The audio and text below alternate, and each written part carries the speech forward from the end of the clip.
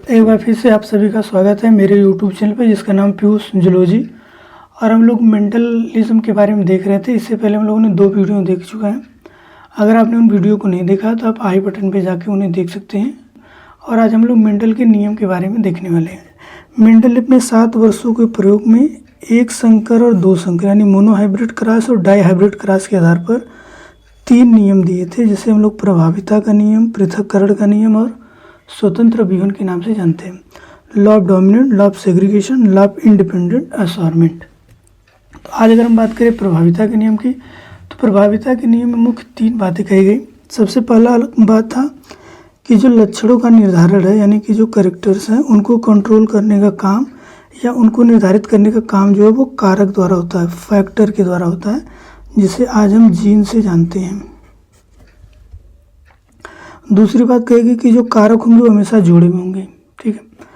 तीसरी बात, यदि कारक जोड़ों के दोनों सदस्य असमान हो तो उसमें से एक कारक दूसरे कारक के ऊपर प्रभावी होगा।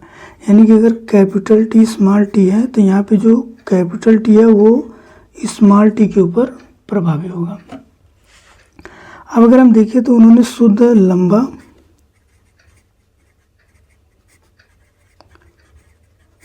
लंबा और शुद्ध बौने पौधे के बीच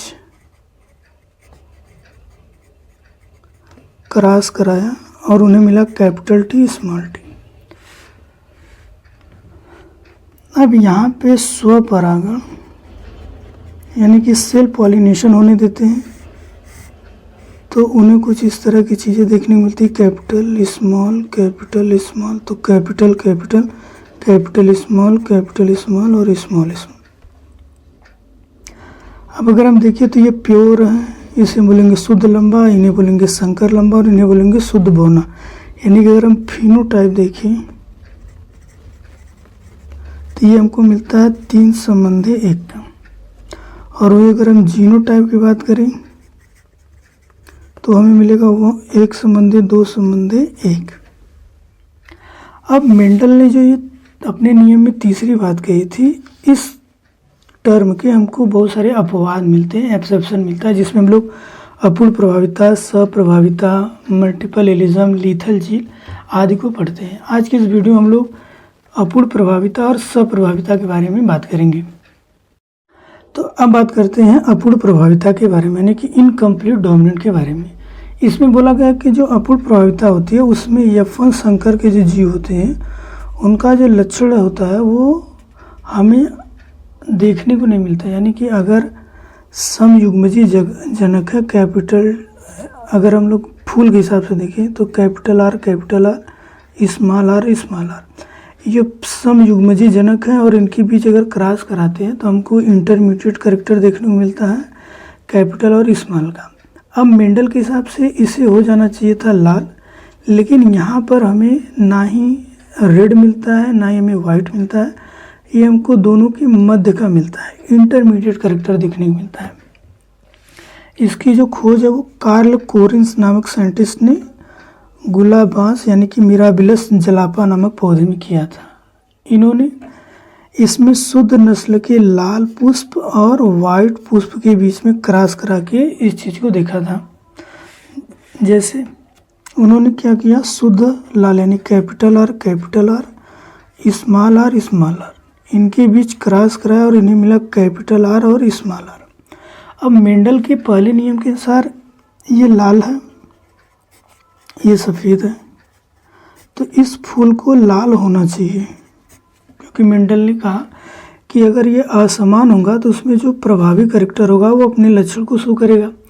बट यहाँ पे इन्हें देखने को मिलता है कि ये गुलाबी हो जाता है। यहाँ पे जो उनको कलर मिलता है वो गुलाबी, यानी कि ना ही वो रेड है ना ही वो वाइट है। तो इसे बोला गया इनकम्प्लीट डोमिनेंट, यानी कि जो डोमिनेंट जीन है वो अपना कैरेक्टर पूरी तरह से शो नहीं कर पाता है और इसे नाम दिया जाता है इनकम्प्लीट डोमिनेंट का। अब अगर हम इसके F1 पीढ़ी के बाद सेल्फ पॉलिनेशन कराएं तो हमें देखने को मिलता है कि capital small capital small, capital small और स्मॉल। अगर हम रेशियो की बात करें तो हमें वही रेशियो देखने को मिलता है, यानी कि कैपिटल आर ये हो जाएगा लाल, कैपिटल स्मॉल ये आपको मिलेगा गुलाबी, और स्मॉल ये मिलेगा सफ़ेद, यानी कि 1:2:1 ये हो गया जीनोटाइप। फिनोटाइप की बात करें तो वो भी आपको सेम मिलेगा 1:1:1। इसके अलावा हम लोग अपूर्ण प्रभाविता में कुछ और एग्जाम्पल को पढ़ते हैं, जैसे coat colour in horn cattle. और एक एग्जाम्पल और आपको एनसीईआरटी मिलता है, जिसे हम लोग बोलते हैं starch synthesis in Pisum. Pisum में स्टार्च की अगर आप उदाहरण देखें तो यहाँ पे कैपिटल बी और कैपिटल बी होता है, small B.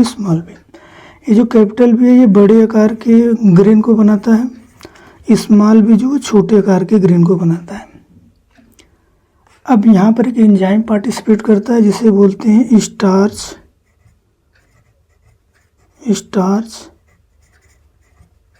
Branching enzyme.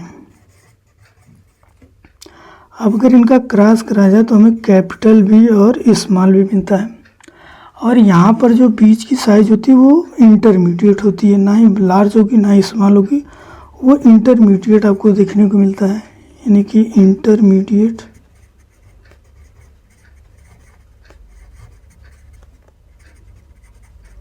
Size of star grain.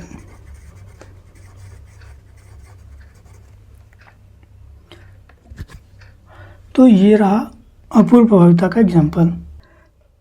अब बात करते हैं लोग कोडोमिनेंट के बारे में, यानी किसी जीन के दोनों एलील F1 पीढ़ी में समान रूप से अभिव्यक्त होते हैं तो इसे हम लोग सप्रभावित यानी कि कोडोमिनेंट कहते हैं। यहाँ पर दोनों ही जीन अपने को एक साथ समान रूप से अभिव्यक्त करते हैं या एक्सप्रेस करते हैं, उसे हम लोग कोडोमिनेंट कहते हैं। इसका उदाहरण हम लोग पढ़ते हैं AB ब्लड ग्रुप। हमें इसका उदाहरण AB ब्लड ग्रुप में देखने को मिलता है। जैसे कि हम जानते हैं कि हमारे पास AB और AB 4 टाइप के ब्लड ग्रुप होते हैं, जिसमें से A, B और O के लिए जीन पाए जाते हैं, लेकिन AB के लिए कोई जीन नहीं होता। वो एक उदाहरण होता है आपके कोडोमिनेंट का। एक उदाहरण हम लोग पढ़ते हैं सिकल सेल एनीमिया का, और एक हम लोग पढ़ते हैं मवेशी में त्वचा के बाल के रंगों का। अगर हम लोग मवेशी के उदाहरण को समझे तो वहाँ पर ब्राउन, रेड और सफ़ेद रंग की गाय के बीच में क्रॉस करा जाता है, यानी कि कैपिटल R, कैपिटल W। अब यहाँ पे क्रॉस होने पे मिलता है कैपिटल R, W। अब मेंडल के हिसाब से या फिर अगर हम बाकी चीज़ों को देखें तो यहाँ पे होना चाहिए था लाल रंग की गाय या फिर भूरे रंग की गाय, बट यहाँ पे जो गाय मिलती है उसे हम लोग रोन के नाम से जानते हैं। रोन इसे हिंदी में चितकबरी बोलते हैं। चितकबरी गाय आपको देखने को मिलेगी, ठीक है। और अगेन यहाँ पे अगर हम लोग रेशियो देखेंगे तो हमें सेम वही रेशियो देखने को मिलता है जो कि डोमिनेंट के अंदर हमें देखने को मिलता है। तो आज की वीडियो में बस इतना ही। अगले वीडियो हम लोग 2 और नियम है उनके बारे में बात करेंगे।